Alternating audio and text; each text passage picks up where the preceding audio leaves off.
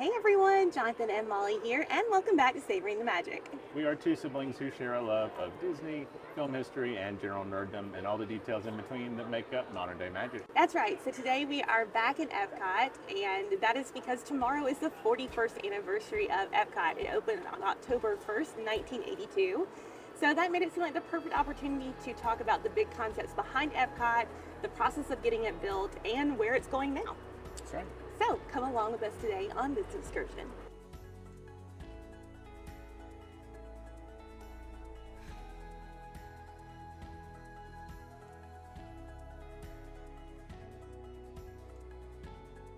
So before we can talk about Epcot as we know it today, we should really talk about the origins of Epcot.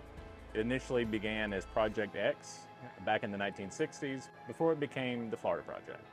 Like we've mentioned in our discussions about Magic Kingdom, the theme park and recreation complex was only the first step in what Walt imagined for this project. In truth, Walt had big plans for the 43 square miles of land, and the theme park area was pretty much secondary to him. In 1966, not long before he passed away, Walt made a film that gave some general guidelines of what they were hoping to accomplish with the Florida property. Those plans included an airport of the future in Osceola County, an industrial park area covering about 1,000 acres, which would function as permanent showcases and development areas for the industries housed there, and then of course the theme park area at the north end. However, the heart of the property and the area that Walt was most excited about was the experimental prototype community of tomorrow, or as we know it now, Epcot. In the years since Disneyland, Walt had become increasingly more interested in the way cities operated and was keen on solving the problems they faced. Some of the inspiration for this came from Walt visiting different research labs across the country. Some of his stops included DuPont, IBM, and RCA's David Sarnoff Laboratories in Princeton, New Jersey, which worked on the development of color television, transistors, integrated circuits, lasers, computers, and other consumer-targeted technology.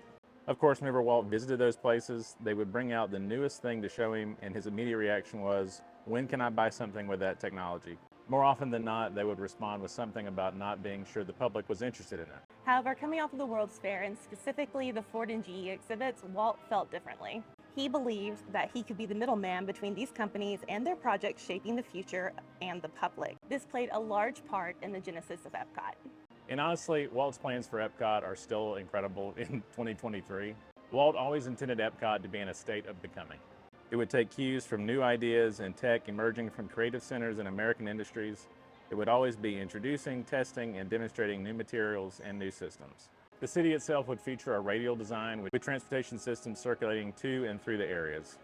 At its core would be an urban and commerce center. The next area would be high-density apartment housing.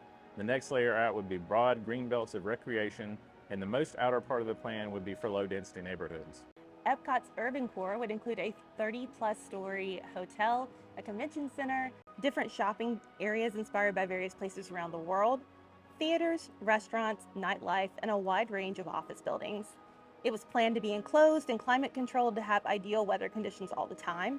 It would have a transportation hub where monorails would run for longer distances to destinations such as the industrial complex or the theme park area, and the Wedway People Mover would transport people across shorter distances. Pedestrians were to be king in this area, and only electric vehicles and transportation systems would operate within the commercial hub. Automobiles and trucks would run underneath the city with different roads designed for different systems. The lower level would be for trucks only, and the middle area would be reserved exclusively for cars. In the green belt would be parks, playgrounds, schools, and churches, and they expected about 20,000 people to live there. So they also planned on the housing being something that could be adaptable as new technological advancements came around. This was the ambitious plan that they had put forth. Unfortunately, on November 2nd, 1966, only a few days after they shot the Florida film, Walt was admitted to the hospital. He had surgery 2 weeks later and passed away on December 15th. Hardly anyone knew the seriousness of Walt's condition, so the news really rocked the company. A week after Walt's death, Roy gathered all of the staff in the projection room and basically told them that they were going to finish the park the way that Walt wanted. Of course, that statement only applied to the Magic Kingdom, and Epcot, among other things, were shelved. The first few years after Magic Kingdom's opening were spent finishing off aspects of the Magic Kingdom and attending to some aspects of Disneyland. There were also some discussions and concept art thrown around about what a reconception of Epcot could look like. Then in 1974, Card Walker came to Marty Sklar's office and asked officially, what are we going to do with Epcot? Card wanted to do Epcot because that was Walt's dream, but also the company was in trouble. The energy crisis that began in 1973 had left lasting repercussions for the company, and the film business was stagnating. Attendance at Disneyland seemed stuck, and the company's stock price had started to decline. Their greatest opportunity for growth was the second theme park in Florida. In 1975, Disney officially announced that they would be building what became known as Epcot Center, although with that announcement came very little details. The one thing they had determined was that legally there was no way that they could develop Epcot the way that Walt had envisioned. Its regimentation was specifically an issue. People wouldn't be able to live in Epcot Center, but they would have some of the same experiences that Walt originally planned. John Hinch, then Senior Vice President at WED, and Marty Sklar were charged with making Epcot Center happen. With Marty's background as a writer and working on corporate alliances, and John's filmmaking experience and color sensibilities, they were a perfect duo. So in the months of brainstorming, Imagineers managed to retain the core principles of Epcot: innovation, futurism, harmony, ecology, and use them to build a new kind of theme park. The idea for it to become a permanent World's Fair emerged, and soon they had two ideas for Epcot. First was a park that showcased nations from around the world and their cultures, and second was a future-focused park where the attractions would feature technological innovations in different fields such as health, transportation, and energy. In fact, Sklar once shared that they developed the two ideas as completely separate parks, but they were worried that they wouldn't be able to get enough sponsorships to make them happen. The Imagineers had made models of each park, and Hinch and Sklar were in a quandary about presenting them to Card Walker and Don Tatum, and worried that each would be scrapped. So they decided to do something radical. Sklar and Hinch literally pushed the two models together. They ran off to the model shop. Within a few hours, the modeling team had them looking similar enough in style to where they could present it. That combination enabled Epcot Center to happen, and it's the reason why it's laid out the way that it is today, especially at opening where it was World Showcase in the back and Future World in the front. Sponsorship was pivotal for the park because at that point in time, the budget was closer to $800 million, with the fear it would be closer to $2 billion. So Sklar spent months on the road selling Epcot to America's industrial leaders. Some of his industry contacts came from WED-organized events called Epcot Future Technology Conferences, which covered topics such as food, transportation, and health. General Motors would become their first sponsor for what would become the World of Motion Pavilion. Exxon followed a month later with the Universe of Energy. With this momentum, Card Walker announced Disney's actual plans for Epcot Center at the Contemporary Resort on October 2nd, 1978. Sklar and Hinch recruited a lot of Imagineers who had previously worked on Disneyland, such as Harriet Burns, Claude Coates, Herbie Ryman, Mark Davis, and ex Atencio, and even brought back former Imagineers like Harper Goff and Raleigh Crump, who had already retired. For the size of this project, they also recruited a whole new generation of Imagineers. In fact, a lot of them were young women whose fathers had worked at Disney, so much so that Herbie Ryman sometimes referred to the model shop as Daughterland. However, everyone was needed. Everything from Epcot was being created from scratch, and it was a large departure from the nostalgia and fairy tales that grounded their previous parks, Disneyland and Magic Kingdom. Spaceship Earth would be the park's signature creation and the heart of Future World, a 165-foot in diameter geodesic sphere with an attraction housed inside. Spaceship Earth was a phrase popularized by R. Buckminster Fuller, the inventor of the geodesic dome and one of Epcot's consultants. It was the perfect icon for a park without a castle. It truly represented that this park was set in the future. So while Spaceship Earth has been updated since 1982, the general structure and the ride system are the same. So let's go ride it. Absolutely. Okay, 15 minutes, not bad, not bad.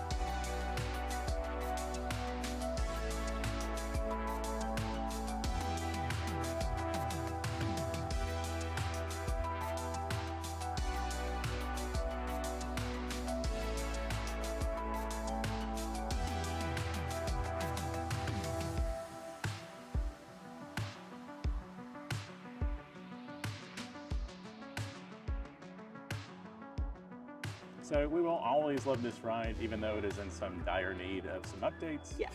But let's get back to the development of the park. That's right. So we got off Spaceship Earth and needed some caffeine, so we went and got a coffee. But now, let's get back to it.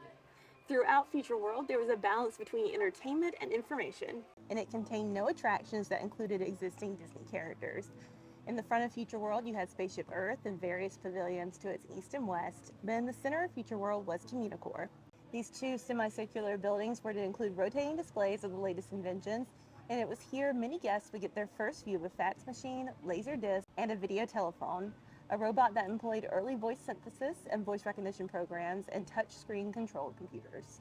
All of Future World was really intended to take guests not just to what the future could hold, but also how we had gotten there. All the pavilions in Epcot Center had a slightly different tone, but it worked. You had the somewhat wacky World of Motion led by Ward Kimball that gave a whimsical ride through the history of human transportation. The Universe of Energy building itself made a huge statement about solar power. It combined live-action films, 2D animation, and audio-animatronic dinosaurs, and detailed both the past and possible future of humans harnessing various sources of energy. The Land Pavilion, sponsored by Kraft Foods, included a revolving restaurant and kitchen cabaret, a child-friendly audio-animatronic show about nutrition. It also contained a 20-minute boat ride that familiarized passengers with the history and future of farming innovations. So Living with the Land has experienced some updates throughout the years, but the boat ride as it stands has been here since 1982, so let's go ride it. That's right.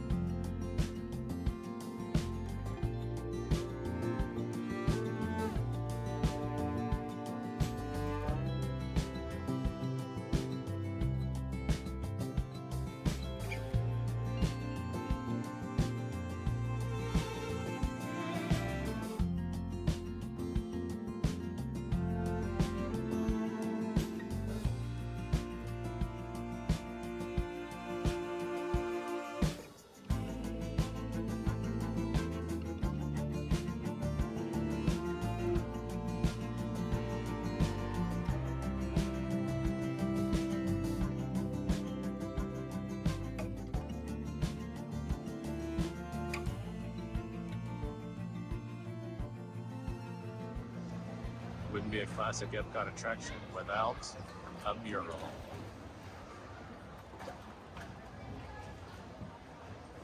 All right, now that the land is behind us, we are walking to a generally unchanged part of the park, and that is World Showcase. Now, granted, it's been expanded since its original opening in 1982, but that lagoon, that dazzling lagoon, has always been here, and that's where we're headed next. It's true. Originally, World Showcase was conceived as two semicircular buildings, kind of like Communicore, but with a courtyard in the middle. Whenever Harper Goff was brought on as project director, he thought that that idea was unappealing and had a different one. He created concept paintings of a more elaborate configuration, an arc of themed pavilions with architecture inspired by each nation's familiar sites. Eventually, people got on board. It's him that we have to thank for the World Showcase we know today, with each country having sights, sounds, and smells that would immerse guests in that particular country. Harper sketched out national pavilions such as Sweden and Australia, which were omitted from the final lineup, as well as the countries we are familiar with today. The only exceptions are Morocco, which was added in 1984, and Norway, which was added in 1988. Some of the only remnants of opening Epcot are actually found in the films and the showcases, such as Impressions de France and Reflections of China. Epcot Center was designed to be more than entertainment. It was meant to surround guests with the big ideas popping up around the world, inspire their own imaginations, and empower them to view the future as an untapped potential. People would learn about new technological developments, like in his industrial complex. They would experience cultures vastly different from their own, like in the shops he planned for the commerce area, and they would take it all home at the end of their trips. The park would officially open on October 1st, 1982, with 20,000 people in attendance on opening day. It went $400 million over their original $800 million budget, with major attractions like the Living Seas and Wonders of Life pavilions not opening for several years. Its original dedication plaque read, "To all who come to this place of joy, hope, and friendship, welcome. Epcot Center is inspired by Walt Disney's creative vision. Here, human achievements are celebrated through imagination, the wonders of enterprise, and concepts of a future that promises new and exciting benefits for all. May Epcot Center entertain, inform, and inspire, and above all, may it instill a new sense of belief and pride in man's ability to shape a world that offers hope to people everywhere." Epcot Center would continue to evolve through the years. Future World would eventually have an east and west side. Pavilions like the Living Seas, Wonders of Life, and Journey into Imagination were developed and opened. Attractions have been updated and sometimes replaced. And now, in current day, Epcot is going through another major transition. It will have new distinct neighborhoods, and those will include World Showcase, World Celebration, World Discovery, and World Nature. World Showcase is much as it's always been an immersive experience of different parts of the world. Although newer attractions have been added in recent years, such as Remy's Ratatouille Adventure and Frozen Ever After. World Celebration will include Spaceship Earth, the former buildings of Communicore, and Dreamer's Point. And we were lucky enough to go to D23 last year and actually get a sneak peek of Walt in all of his glory, and we'll be inserting those here. World Discovery is pretty firmly grounded in the realm of space and the limitless potential to be found there. You have Mission Space, an all too real feeling of launching into space, a fictional journey through the cosmos with the Guardians of the Galaxy, and an exciting dining experience in Space 220. This area also encompasses Test Track, which was just announced to be getting a new look which will harken back to its origins as World of Motion. Something tells me it will definitely be tapping into this new theme of discovery. And lastly, World Nature will be dedicated to understanding and preserving the beauty, awe, and balance of the natural world. This area includes Land Pavilion, the Seas with Nemo and Friends, and the upcoming Moana's Journey of Water. Well, thanks for hanging with us on such a detail-oriented episode, but with Epcot having such a rich history and being our favorite park, this was kind of bound to happen. It's true. But if there are any other details that you're interested to know about Epcot, or any other places in Epcot that you're really interested in seeing, please drop a comment below and let us know what they are. That's right, and if you enjoyed the video, be sure to like, comment, and subscribe. It really helps us out. We have videos coming out every Wednesday and Saturday, but until then, keep savoring the magic.